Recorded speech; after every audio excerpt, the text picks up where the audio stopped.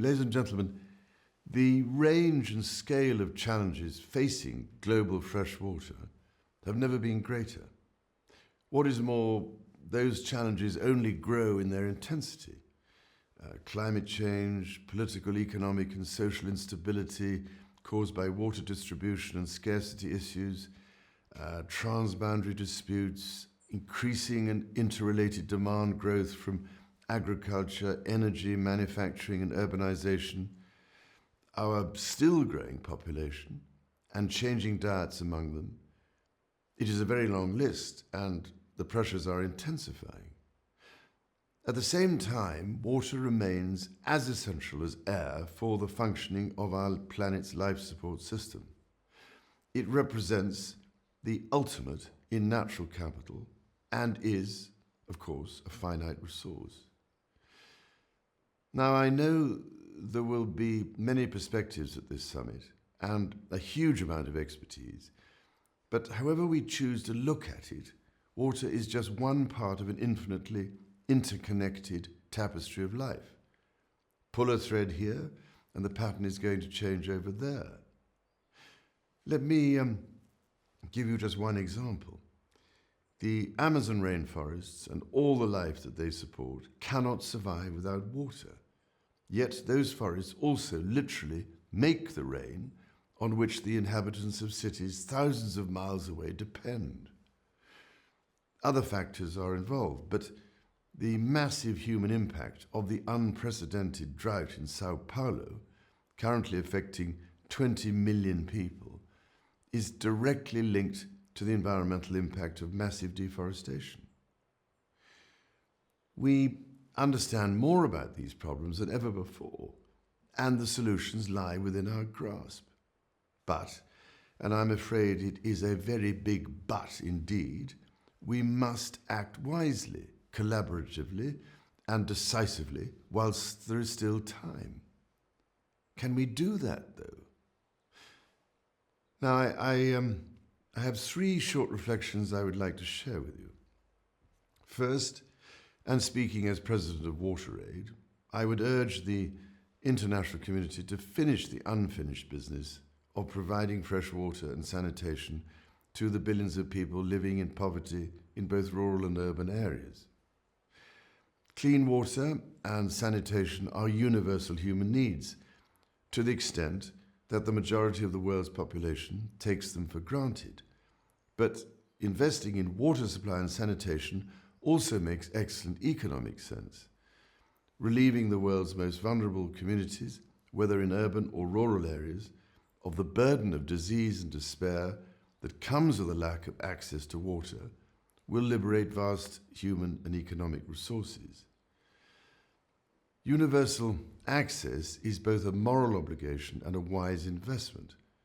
It can also make a significant contribution to reducing population growth. But there is an important practical dimension here too, particularly in the teeming cities of the developing world.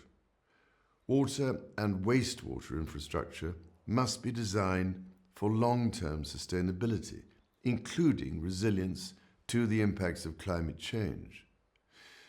Systems that, for instance, rely on mining fossil water that cannot be replenished naturally, or that regard sewage as waste, are perpetuating the mistakes of the past and storing up new problems for the future. Second, I would encourage every nation and region to accept the responsibility to manage its finite freshwater resources to meet the long-term demands of food production, manufacturing, energy and human communities. Water respects only natural boundaries, so there is an especially acute need for enlightened water diplomacy to prevent growing conflict over a scarce resource between the key powers in areas surrounding such rivers as the Mekong, Tigris and Euphrates. Particularly difficult, I know, at the moment, but nonetheless vital, as well as in mountainous regions such as the Himalayas. Fair and well-conceived water pricing regimes in which the full costs and values of fresh water are properly and fairly accounted for, also have an important role to play. We need, ladies and gentlemen, to measure what matters if we are to take sensible decisions about this finite resource and ensure that water is available to all. Third, we need more than ever before to learn from the wisdom of traditional water management approaches, such as those pioneered by the admirable Rajendra Singh, whose work and vision in Rajasthan I have had the good fortune to witness at first hand. So many of the potential solutions to local and regional water shortages require the use of large amounts of fossil fuel, which contributes to climate change and which in turn puts further pressure on water resources. I believe we need to break out of that cycle through better use of the time-honoured, simple, and above all sustainable water management techniques that supported human populations long before cheap energy became widely available. I say all of this in full recognition of how water lies at the very heart of that tight knot of issues, which includes rising population, increasing demand for energy, rising demand for food, and continuing economic growth, all of which are set against the backdrop of how best to maintain the natural systems that in the end are the source of our water supply.